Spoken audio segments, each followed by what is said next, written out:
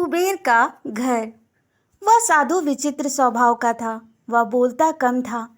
उसके बोलने का ढंग भी अजब था। मांग सुनकर सब लोग हंसते थे। कोई चिढ़ जाता था तो कोई उसकी मांग अनसुनी कर अपने काम में जुट जाता था। साधु प्रत्येक घर के सामने खड़ा होकर पुकारता था, माई अंजलि भर मोती देना, ईश्वर तुम्हारा कल्याण करेगा, भला करेगा। साधु की यह विचित्र मांग सुनकर स्त्रियां चकित होती थी। वो कहती थी, बाबा यहाँ तो पेट के लाले पड़े हैं, तुम्हें इतने ढेर सारे मोती कहाँ से देंगे? किसी राजमहल में जाकर मोती मांगना। जाओ बाबा जाओ, आगे बढ़ो।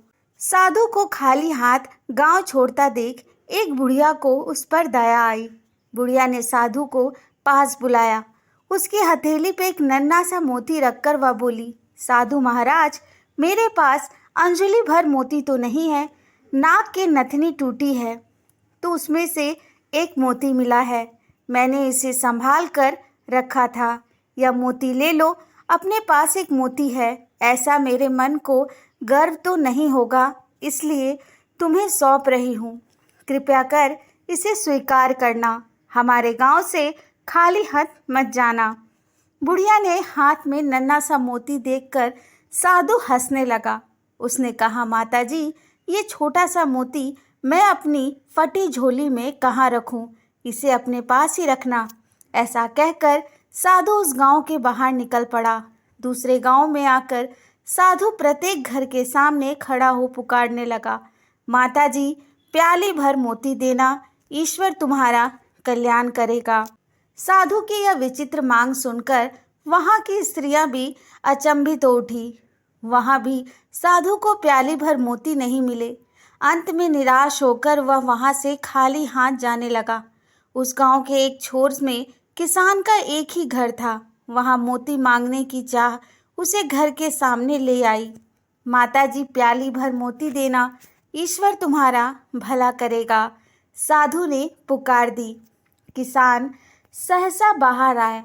उसने साधु के लिए ओसारे में चादर बिछाई और साधु से विनती की, साधु महाराज पधारिए, विराजमान होइए।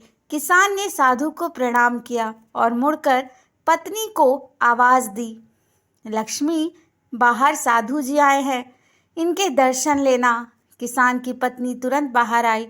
उसने साधु जी के पांव धोकर दर्शन लिए।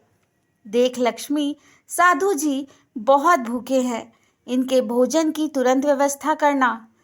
अंजलि भर मोती लेकर पीसना और उनकी रोटी बनाना।